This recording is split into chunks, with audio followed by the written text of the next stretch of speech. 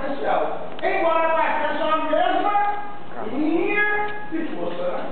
Esse ponto e esse. Tá? Pertence à mesma linha de força, mas pertence à mesma época potencial? Não, então são potenciais por quê? Diferentes. Por quê? Porque estão em distâncias diferentes. Aí eu não vou poder dizer que isso aqui seja 90 graus, né?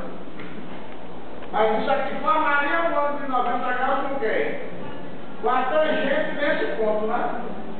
Seria perpendicular à tangente desse ponto. Então esquece isso. Deixa assim. São superfícies do quê? Esse